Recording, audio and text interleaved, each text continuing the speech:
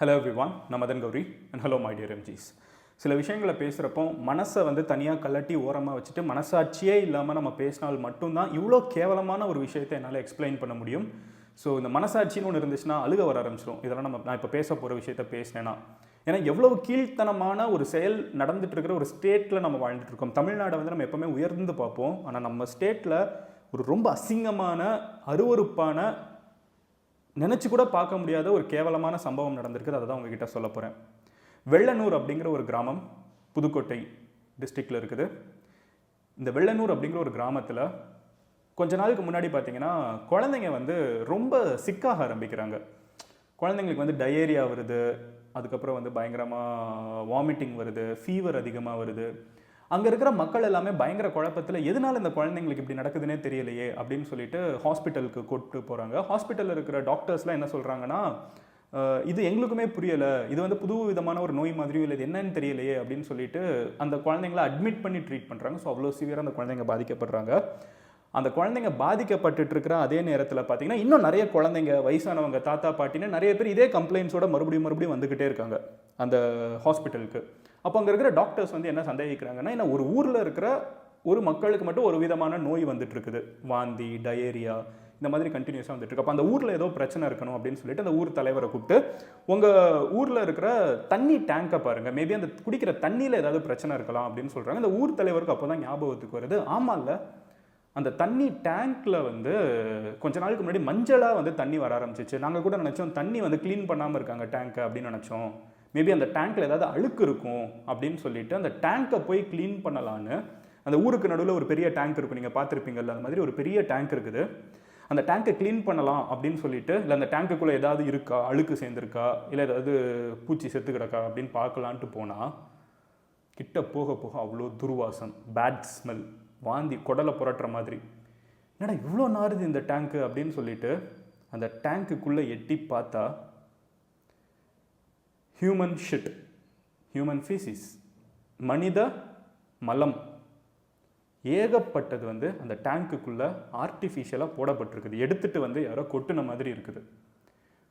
ஒருத்தங்க 2 பேரோடது இல்லை, ஏகப்பட்ட மனித மலம்.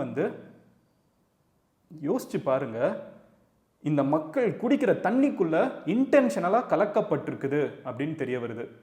சொல்றதுக்கே யோசனை எப்படி குடலை புரட்டுதுன்னு யோசிச்சு பாருங்க. மனித மலம் அவங்க குடிக்கிற தண்ணிக்குள்ள எவனோ ஒருத்தனோ ஒரு கேங்கோ போட்டிருக்காங்க. இதுதான் அந்த டேங்குக்குள்ள கண்டுபிடிக்கப்பட்டது. இதுக்கப்புறம் கலெக்டர் வராங்க, போலீஸ் ஹெட் உள்ளுக்குள்ள வராங்க, தமிழ்நாட்டோட சிஎம் அசம்பிளியில் இதை பற்றி பேசுகிறாங்க. ஒரு பெரிய இஷ்யூ ஆகுது. அந்த இஷ்யூ என்னங்கிறத நான் உங்ககிட்ட டீட்டெயில்டாக இப்போ சொல்ல போகிறேன். இது யார் பண்ணாங்க, எதுக்காக இதை பண்ணாங்க. குழந்தைங்க ஹாஸ்பிட்டல் அட்மிட் ஆகிட்டு இருக்கு, குழந்தைங்களுக்கு ஃபீவர், டயேரியான்னு வருது. உன்னோட மலத்தை கொண்டு போய், உன்னோட ஷிட்டை கொண்டு போய் ஒரு குழந்தைக்கு லிட்டரலாக நீ சாப்பிட்றதுக்கும் குடிக்கிறதுக்கும் நீ கொடுத்துட்டு வந்திருக்கடா, வாயில் நல்லா வருது. இப்படி தான் ஒரு விஷயத்தை தமிழ்நாட்டில் நடந்திருக்குது. இது எங்கேயோ நடக்கலை, எந்த காலகட்டத்திலே நடக்கலை.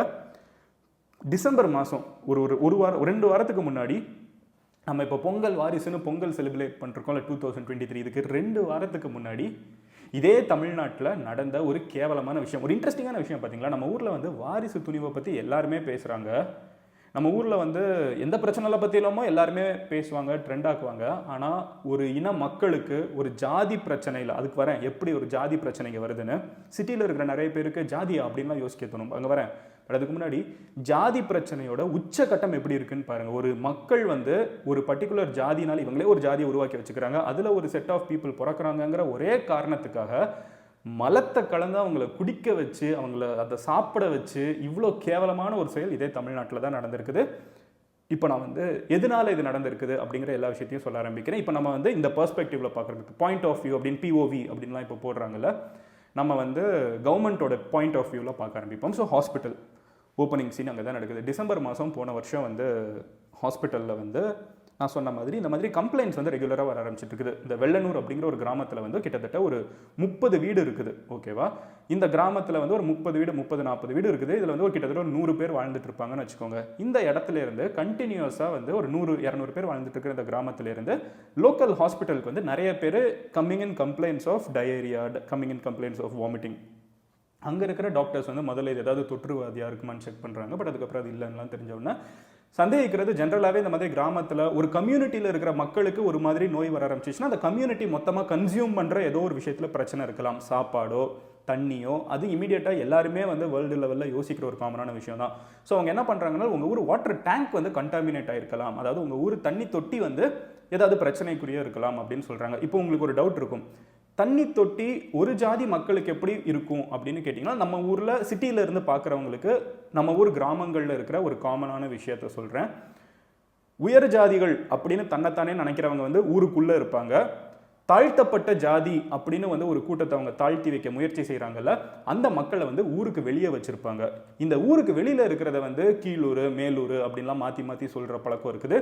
இந்த ஒரு ஊரில் இருக்கிற இந்த கர்ணன் படம்லாம் பார்த்துருப்பீங்க, உங்களுக்கே தெரியும். This is the reason why these movies should come out. இதனால தான் இந்த மாதிரி சினிமாக்கள் வந்து உலகத்துக்கு வந்து எடுத்து காமிக்கிறோம் நம்ம எவ்வளோ கேவலமானவங்கன்னா, அப்போ தான் நிறைய பேர் இது ஹெல்ப் பண்ண வருவாங்க. Anyway, coming back to topic, முதல்ல அவேர்னஸே இல்லை. ஸோ இந்த மாதிரி வந்து வெள்ளனூர் அப்படிங்கிற ஒரு ஊரில் வந்து ஒரு 30-40 வீட்டுக்கு வந்து காமனாக ஒரு டேங்க் இருக்குது. இந்த 30-40 வீட்டை சார்ந்தவங்களுமே வந்து ஒரு பர்டிகுலர் ஜாதியை சார்ந்த மக்கள், அதாவது தாழ்த்தப்பட்ட ஒரு பர்டிகுலர் ஜாதியை சார்ந்த மக்கள்.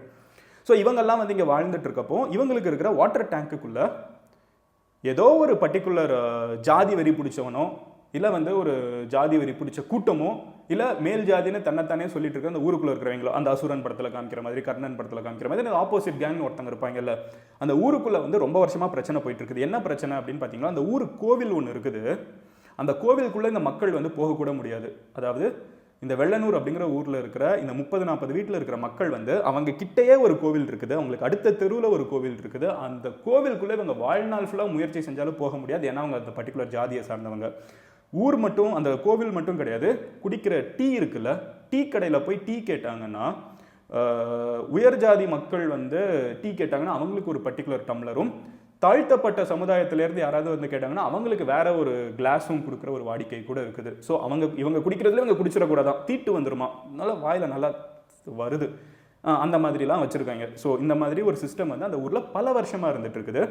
ஸோ இப்போ இந்த மக்கள் வந்து வாழ்கிற இந்த மக்கள் குடிக்கிற தண்ணியை கூட வந்து அசிங்கப்படுத்தணும்னு நினைக்கிறதுக்கு வேற யாரோ வருவாங்க. இவன் அவனாக இருக்கக்கூடாதா, அவன்லாம் இருக்க மாட்டான், இதுக்கு முன்னாடி ஜாதி பிரச்சனை தான் இருக்குங்கிறது வந்து அறிவு இருக்கிற எல்லாருக்கும் தெரியும். இப்போ என்ன நடக்குதுன்னு பார்த்தீங்கன்னா, இந்த காமனாக இருக்கிற இந்த 30-40 ஹவுசஸ்க்கு வந்து கிட்ட ஒரு வாட்டர் டேங்க் இருக்குது. அந்த வாட்டர் டேங்க்குள்ளே வந்து மலம் கலக்கப்படுது. அந்த தண்ணி வந்து எல்லோ கலராகவே மாறுது. முதல்ல வந்து லைட்டாக எல்லோ ஆகுது, அதுக்கப்புறம் இன்னும் கொஞ்சம் எல்லோ ஆகுது, எல்லோ கலராகவே தண்ணி வர ஆரம்பிக்குது. அங்கே இருக்கிற மக்கள் என்ன நினைக்கிறாங்கன்னா, நம்ம ஊரை பற்றி தான் தெரியும்ல, தண்ணி எல்லோவாக வர்றது பெரிய விஷயமா, இப்போ தண்ணி எல்லோவாக வர்றப்பெல்லாம் நம்மளுக்கு யோசிக்க தோணும் எப்படி வருதுன்னு. But anyway, coming back to topic என்னன்னு பார்த்தீங்கன்னா, நம்ம ஊரில் வந்து தண்ணி மஞ்சளாக வர்றது ஒன்றும் பெரிய ஆச்சரியம் கிடையாது. இது நீங்கள் பெரிய பெரிய அப்பார்ட்மெண்ட்ஸில் போனீங்கன்னா கூட நம்ம ஊர் வாட்டர் குவாலிட்டி வந்து அப்படி தான் இருந்துட்டு இருக்குங்கிறது யதார்த்தமான ஒரு விஷயம். ஸோ அங்கே இருக்கிற மக்கள் வந்து அதை பெருசாக கண்டுக்காமல் இருக்காங்க. பட் கொஞ்சம் கொஞ்சமாக குழந்தைங்க வந்து நோய்வாய்ப்பட ஆரம்பிச்சதுக்கப்புறம், குழந்தைங்க வந்து பாதிக்கப்பட ஆரம்பிச்சதுக்கப்புறம் தான் அவங்க அதை சீரியஸ் எடுத்துக்கிறாங்க, ஹாஸ்பிட்டல் போகிறாங்க. ஹாஸ்பிட்டல் இருக்கிறவங்க மறுபடியும் அவங்க டேங்கை செக் பண்ணுங்கிறாங்க. டேங்கை செக் பண்ணுறப்ப உள்ளுக்குள்ளே வந்து ஹியூமன் ஷிட் வந்து கிலோ கணக்கில் உள்ளுக்குள்ளே இருக்குது அப்படின்னு தெரியுது. ஸோ ஒருத்தன் வந்து இதை பண்ண தப்பு கிடையாது, அவங்களால ஒரு கூட்டம் வந்து பிளான் பண்ணி உள்ளுக்குள்ளே போட்டுக்கிட்டே இருந்திருக்காங்க. இங்கே இருக்கிற மக்கள் வந்து நோய்வாய்ப்பட்டு சாவட்டும், இல்லை இவங்கெல்லாம் இதுக்கு தான் தகுதி அப்படின்னு நினச்சி எந்த கருமமோ ஒரு கேவலமான எண்ணத்தோட இவங்க செஞ்சுருக்காங்கிறதுல சந்தேகமே கிடையாது, டபுள் தாட்ஸே கிடையாது. ஸோ இது வந்து ஓப்பனாக வெளியே தெரிய வருது. இதுக்கு அடுத்த விஷயம் என்னன்னு பார்த்தீங்கன்னா, இமீடியட்டாக வந்து ஏகப்பட்ட கேசஸ் வந்து ஃபைல் பண்ணப்படுது. இது வரைக்கும் இருக்கிறான பிரச்சனை என்னன்னு பார்த்தீங்கன்னா, யார் இதை பண்ணாங்கன்னு எக்ஸாக்டாக ஒரு நபரோட பேர் சொல்ல முடியலை. இன்ஃபேக்ட் இந்த கிராம மக்கள் கூட வந்து இவங்க தான் இதை பண்ணிட்டாங்கன்னு ஒரு பர்டிகுலர் கூட்டத்தை தான் சொல்ல முடியுது. அவங்களால வந்து சொல்லவே முடியல யார் இதை பண்ணாங்கன்னு, அவங்களாலே சொல்ல முடியல. பட் இட்ஸ் ஆப்வியஸ் இது வந்து ஒரு ஜாதி வெறி பிடிச்சவன் தான் பண்ணியிருப்பாங்க. ஸோ இப்போ வந்து இன்னும் சீரியஸான ஒரு இன்வெஸ்டிகேஷன் ஒரு சைடு ஆரம்பிச்சிருக்குது. ஒரு பர்சன் தனியாக ஒருத்தனை பிடிக்க முடியலனாலும் இது யார் யார் பண்ணியிருக்காங்கிறது வந்து கண்டிப்பாக சட்டத்தின் முன் தண்டிக்கப்படுவார்கள்ங்கிறத இன்னைக்கு சீஃப் மினிஸ்டர் கூட வந்து அசம்பிளியில் சொல்லியிருக்காரு. இன்னொரு முக்கியமான விஷயம் என்னன்னு பார்த்தீங்கன்னா, அந்த பக்கத்து தெருவில் இருக்கிற கோவில் ஒன்று இருக்குது. அந்த கோவிலுக்கே வந்து இவங்க யாருமே போனதில்லைன்னு சொன்னேன்ல, இது வந்து எக்ஸாகரேட் பண்ணிலாம் சொல்லலை. இப்படி ஒரு விஷயம் வருதுன்னு தெரிஞ்சவொன்னே மீடியா வந்து நிறைய பேர் அவங்க கிராமத்தை போய் கவர் பண்ணுறாங்க, வெள்ளனூரை போய் கவர் பண்ணுறாங்க. அப்போ அங்கே ஒருத்தங்களை நான் பார்க்குறேன், அவங்களுக்கு வந்து ஒரு 60-70 வயசு இருக்கும், ஓகேவா. அவர் சொல்கிறாரு, இது வரைக்கும் என் வாழ்நாளே அந்த கோவிலுக்குள்ளே போனதில்லை அப்படின்னு அவர் சொல்கிறாரு. ஒரு 30 வயசு இருக்கிற ஒரு லேடி ஒருத்தங்க இருப்பாங்க, அவங்க தாலிலாம் போட்டிருங்க. ஸோ கல்யாணம் பண்ண ஒருத்தங்க குழந்தை இருக்குன்னு அசியூம் பண்ணுறேன். அவங்க சொல்கிறாங்க, நான் 3 தலைமுறையாக இந்த கிராமத்தில் இருக்கேன், தாத்தா பாட்டி இருந்திருக்காங்க, எங்கள் அப்பா அம்மா இருந்திருக்காங்க, இப்போ நான் இருக்கேன், இதுக்கு அடுத்து வந்து என் குழந்தைங்களும் இந்த கிராமத்தில் இருக்கும். என் வாழ்நாளில் நான் ஒரு முறை கூட அந்த கோவிலுக்குள்ளே இருக்கிற சாமியை நான் பார்த்தது கிடையாது அப்படிங்கிறாங்க. ஸோ எந்த அளவுக்கு அங்கே ஜாதி வரி இருக்குன்னு யோசிச்சு பாருங்க. ஸோ போலீஸும் கலெக்டரும் இங்கே வந்து இப்படி ஒரு நிலைமை இருக்குதுன்னு தெரிஞ்சவொன்னே என்ன பண்ணுறாங்கன்னா, இந்த மக்கள் எல்லாத்தையுமே வந்து கிட்ட இருக்கிற கோவிலுக்குள்ளே கூப்பிட்டு போவோம் அப்படின்னு சொல்லிட்டு ஆலய நுழைவு அப்படிங்கிற ஒரு விஷயத்தை பண்ணுறாங்க. இதை தான் ரொம்ப வருஷத்துக்கு முன்னாடி பெரியார் பண்ணியிருக்காங்க. நிறைய பேர் நம்ம ஊரில் வந்து சமூக சீர்திருத்தவாதிகள் வந்து இதை பண்ணியிருக்காங்க. நம்மளுக்கு இவங்க மேலெல்லாம் 1000 பர்சனல் ஒப்பீனியன் இப்படி அப்படின்னு சொன்னாலும் இந்த காஸ்ட் அப்படிங்கிற ஒரு பேரியரை உடைக்கணுங்கிறதுக்காக தான் அப்போ அதை பண்ணாங்க. இப்போவும் நம்ம இதை பண்ணிட்டு தான் இருக்கோம். 100% உடைக்கலாங்கிறதுக்கு இது ஒரு பெஸ்ட் சாட்சி. ஸோ இங்கே இருக்கிற கலெக்டர் என்ன பண்ணுறாங்கன்னா, அங்கே இருக்கிற மக்கள் எல்லாத்தையுமே திரட்டி வாங்க கிட்ட கோவிலுக்குள்ளே வாங்க, நீங்கள் ஏன் போக முடியாது, இதெல்லாம் வெளியிலவே தெரியறது கிடையாதுல்ல, ஸோ நீங்கள் உள்ளே போகணும் அப்படின்னு சொல்லிட்டு கூப்பிட்டு போகிறாங்க. அங்கே இருக்கிற மக்கள் வந்து பக்கத்து தெருவில் இருக்கிற கோவிலுக்கு, அவன் எங்கெல்லாமோ போயிருப்பான், அமெரிக்கா கூட போயிட்டு வந்திருப்பான், ஆனால் பக்கத்து தெருவில் இருக்கிற கோவிலுக்குள்ளே அவன் போயிருக்க மாட்டான். கோவிலுக்குள்ளே போய் சாமி கும்பிட்டு வராங்க. வெளியே வர்ற நேரத்தில் பார்த்தீங்கன்னா மீடியாலாம் இருக்குது, எல்லாம் கவர் பண்ணிருக்காங்க. அப்போது தன்னை உயர் ஜாதின்னு நினச்சிக்கிற அந்த ஒரு பர்டிகுலர் கேங் இருக்காங்கல்ல, அங்கேருந்து வந்துக்கிற ஒரு பர்டிகுலர் லேடி வந்து லிட்டரலாக அந்த கோவில் முன்னாடி விழுந்து சாமி ஆடுறாங்க. ஏய், இவங்கெல்லாம் கோவிலுக்குள்ளே போயிட்டாங்களா, நான் எல்லாத்துக்கும் சாபம் விட போகிறேன், எல்லாரும் நாசமாக போகிறீங்க, நீங்கள் எல்லாம் சாவ போகிறீங்க அப்படின்னு சொல்லிட்டு சாமி ஆடுறாங்க.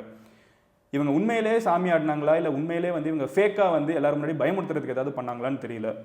இவங்க வந்து பயமுறுத்துறதுக்கு ஏதாவது பண்ணாங்கன்னு வச்சுக்கோங்களேன், சும்மா எல்லாரையும் மிரட்டணும், என்ன உள்ளே வந்துட்டாங்க மிரட்டணும்னு சொல்லி பண்ணாங்கன்னு வச்சுக்கோங்களேன், அவங்க பைத்தியக்காரங்கன்னு விட்டுறலாம்.